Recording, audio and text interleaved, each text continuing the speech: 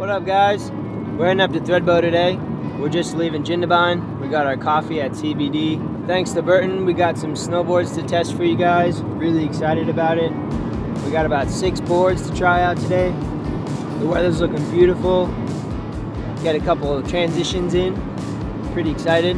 We should be up there in about 15 minutes for our thing. Down here in Australia, the solar radiation is really gnarly, so we got to put some zinc on. Invisible zinc is the way to go for sure. Got a few boards. Go for a rib on your bed. That's right, baby. Getting on the chair, Thredbo. Got the How gloves. Best for making the boot tanks. We got the Burton Custom here. The Custom handled really well for us today. We paired it up with a set of Burton Malavitas. Dream team right here. This board was very carvy and held a really good edge at speed. I found it had lots of pop on all the side hits and stuff. When I was going stable, really holding an edge, it really held the zone. I was really impressed. Quick, easy, maneuverable, and definitely handled well at high speeds. This is the full camber version. The Flying V version would have been a lot looser, a lot more playful, a lot more surfy. This guy was great for carving around.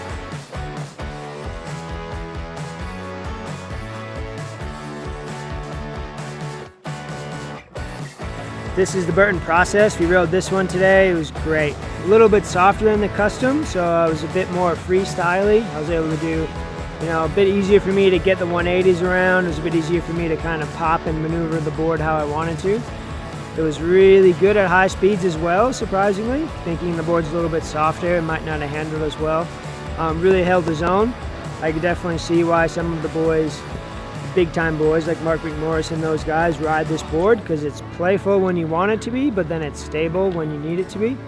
The profile on this guy is off-axis camber, so camber between your feet, and then it has a little bit of flat zone right at the end of the bindings to tat a rocker and the tip tail. So it's not quite as aggressive as that full cambered Custom. A little bit more user-friendly, but definitely not as soft as the Namedropper. So I'd say it sits kind of right in between the Namedropper and your Custom. What up, guys? End of the day here at Thredbo. So the Namedropper we got to take throughout the park today, it really performed well. I was able to lock onto some rails really nice with the flex of the Namedropper. So again, we have an update with the Namedropper this year, bit of camber in between the feet. I really felt that camber helped lock me into some of those rails. It was great on the side hits. I was able to pop, do some 180s, all that great stuff.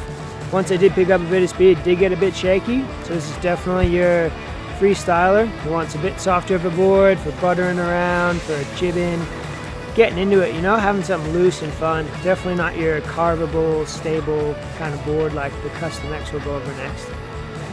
Hopefully this helps you guys. Let us know what you think of the videos. Let us know how we can help you figure out if the Namedropper is a good board for you. What up, guys? We're here at the bottom of Thredbo, Kosciuszko chair.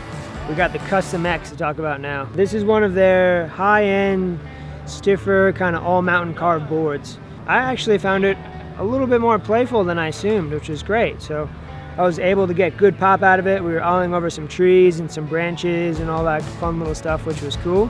Had great pop. When I laid it on edge, it turned, and it was actually really responsive. So even though it's cambered from tip to tail, it was actually turned pretty quick and easy.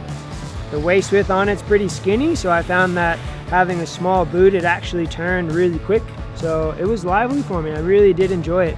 It's not quite as stiff as something that I imagined it being. However, it's definitely not an entry-level board. So if you're still getting the hang of things, this board's way too much for you. If you've had a Burton Custom from 10 years ago, jumping onto this Custom X is going to be super easy and really responsive for you. What up, crew? This is the Deep Thinker here. This is Danny Davis's baby. This is his directional baby, which means nose is longer than the tail. So really carvable, really good transition in and out of turns. Held a great edge at speed. I was really able to lay it over and carve it. We paired it up today with the Mad Bunny bindings from Flux. I think they handled really well. The R2s, probably my funnest board. I was Euro carving around. This is a board pretty similar to the Flight Attendant, just a little bit stiffer, right? So you got a little bit stiffer flex going on there. Still got a little bit of rocker in the nose. So directional board, we're thinking carving, we're thinking powder, Japan. If you haven't gotten on this guy yet, give it a rip. They make a twin version, which is called the Free Thinker. I was pretty impressed with the Deep Thinker.